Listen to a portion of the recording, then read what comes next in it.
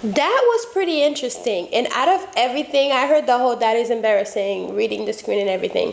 But all I got from everything he was saying is we don't understand reality, we understand our reality. Because I always see our life or the world just like YouTube. You know, your YouTube channel is different from everybody else's YouTube channel. What you watch, the frequency that you vibrate on your YouTube channel is completely different from somebody else. That's like someone, you know, how you set up your Netflix and you watch certain stuff, and then when somebody else go in there and they search for something else, it completely mess your algorithm. Everyone has an algorithm that they set, you know. So basically, if I like watching like soft girls content stuff, everything that comes on my channel, on my algorithm, will be soft girl content. If I like watching gossip and comedy, everything that I want to watch is gossip and comedy. But that's because that's what I want to see. That's my reality. Just like when you're walking down the street, first of all, a lot of stuff, everything in the world, from what I've seen and what I've read and what I've decoded, everything is coded and it has to be decoded. Just like a sigil could be right in front of your face, a company that has a secret behind the actual name that they present to the world can have a secret behind the name and you don't even notice, but someone who's spiritual, as soon as they walk up, they notice because it's one thing that's a little off that they understand, that they can see, you know? Because in your reality, what they're seeing doesn't make any sense. In their reality, what they see make complete sense to them, and they can literally change their entire plan for the evening just because of a sigil that they see in the building, okay? So to me, it just makes sense. Like, you don't see reality for real, for real. You just see what you think life is supposed to be, what you actually believe.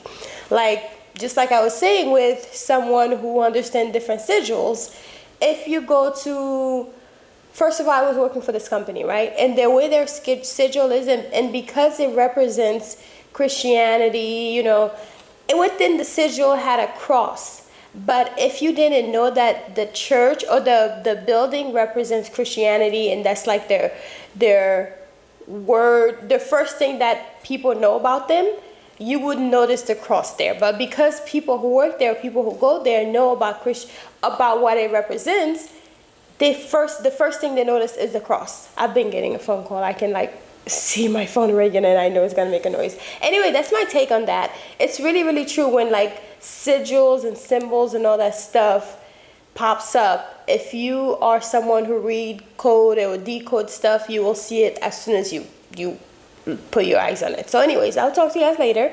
Bye. Let me go make that phone. This video, I'm going to go over mind control and different techniques and different devices that they have to achieve it. My last video, I went over extraterrestrial knowledge. So if you haven't seen that, go watch that. So first thing is that they have something called voice to skull technology. A voice to skull device is a non-lethal weapon which includes a neuroelectromagnetic device which uses microwave transmission of sound into the skull of persons or animals by way of pulse-modulated microwave radiation. Also, it's a silent sound device which can transmit sound into the skull of person or animals. Note, the sound modulation may be voice or audio subliminal messages. One application of V2K is used as an electronic scarecrow to frighten birds in the vicinity of airports. This kind of goes hand in hand with the frequency of music, the frequency of the radio, the frequency of TV, and how they throw subliminal messages out to basically influence one's mind. Also, you have something called trauma-based mind control, where one may induce trauma on another in a way of either psychological torture, physical torture, etc. And after the trauma has been induced, basically the victim can be brainwashed into doing a horrific act, etc. Next, you have the MK Ultra project, which many know about. They would basically test people with drugs like LSD, etc., to basically brainwash them and also program them to do specific things. MK Naomi is also another code name for mind control. The movie The Manchurian Candidate basically gives you a lot of information and breakdown on mind control. The movie was about soldiers that were kidnapped and brainwashed for sinister purposes. One scene in the movie, this guy, he received a phone call and basically he was programmed by what the person on the phone was saying. I don't want to say too much, but when you see a lot of them shootings in the news, just think critically. Mind control is done every day, every second, literally through our TVs, through our phones, through the radio, through the music, etc. And it's all being done through frequency. Frequency is powerful. Fear also correlates with mind control, which is why the mainstream always push fear. Hope y'all enjoyed this breakdown. Y'all want to know who wrote the Bible? Here you go. Being invaded, that's not karma. That's a violation of free will.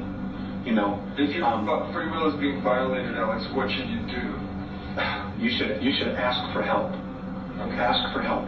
Put a call up to God. Put a call up to heaven. Put a call to the Andromedas, the Pleiadians, whomever. Just put a call up and deal with it. You know, I don't know. I mean, that's just the nature of the beast. They don't like us. We're considered a food source for them. For them. You know, we're a food source for the Greys, but in an entirely different way. Have they taught us to be carnivorous through the belief systems? Have they taught us to eat meat and eat flesh? Well, it lowers the body's vibration. It lowers the body's vibration. So if our body vibrated at a higher length, we would spiritually be evolving regardless of what our religions are teaching us. And they can't have that. They can't have us being free. They can't have us not being in control because then we're responsible for ourselves. So as we move away from eating meat and more towards vegetarianism, we begin to raise our vibrational level and break the cycle. It helps. Not everybody has to stop eating meat. It's not an absolute requirement. It certainly helps. But some people's belief systems will be that they just need a piece of meat. And for whatever their reasons are, that's fine. If you want to eat meat, that's fine. But you know what? Feed your mind.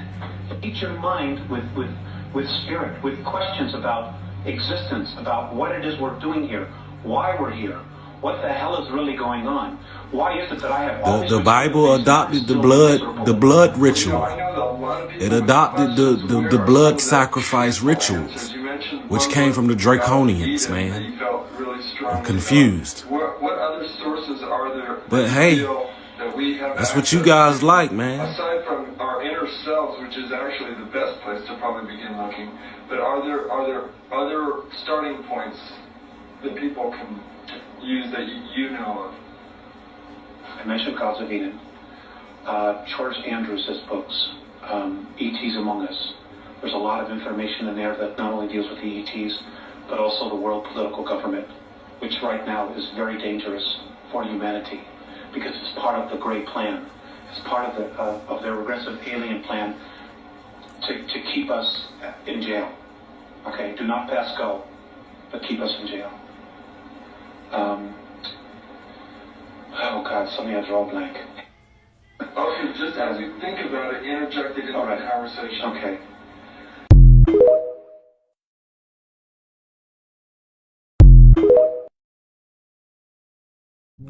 This video is giving very long time ago video was captured, but you only see it once in a while on like the documentary channel when they're trying to tell you something, but not really, because there's a lot of things that they cannot just come out and just tell the world, because we'll have like mass hysteria, you know, of all the stuff that are happening. Because how is this man talking about, like, you know, go to the Pleiades, call upon them, and call upon the Draconian crew, you know, Draco and all of those people, but then whenever we talk about it, it's considered conspiracy, although like you got people like him talking about it like this is a normal thing. You should believe this over even the Bible, okay? Like you should research for what else you're here for, which is a very valid question, because we're here for a purpose. There's got to be more to this life than just this, than just the Bible, just God. You know what I mean?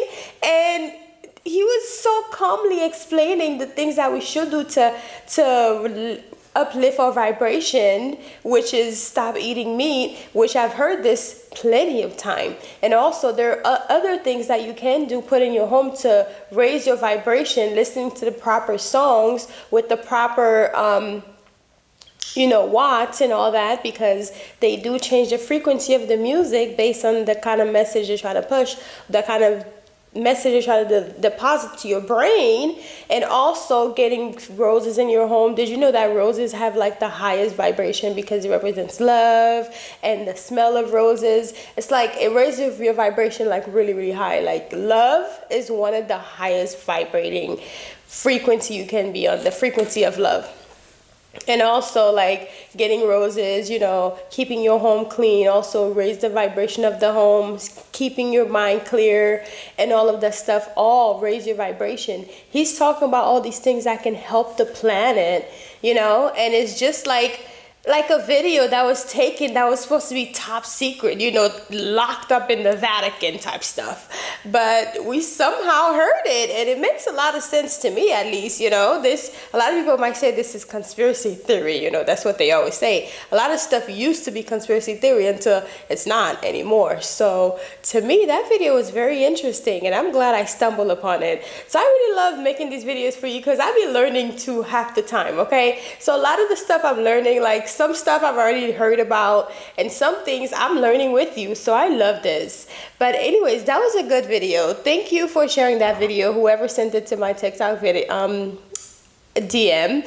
Thank you. Let's go to the next. If you're telling me this ain't how Hollywood recruits, then you is crazy. They hide the truth in plain sight.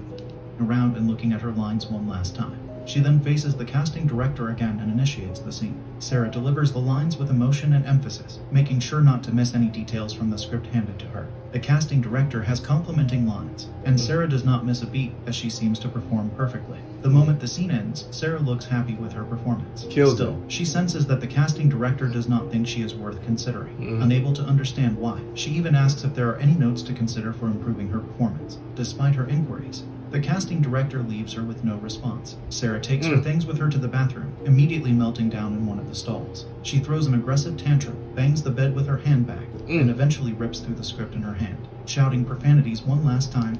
So this girl is undercoverly crazy.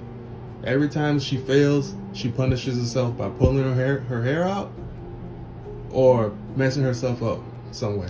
Sarah sits on the toilet and collects her breath. Sarah's obsessive habit of playing with her hair overcomes her again. This unhealthy obsession with pulling her hair out also reveals her desire to punish herself in self-disappointment. Seeing her hair urges her to indulge in this unhealthy habit, as she ends her fit by aggressively pulling out several strands of hair from her head. She then gets ready to leave the stall, and opens the door to find that one of the casting directors has been listening in on her tantrum for quite some time now. Creepy. Sarah is taken back to the audition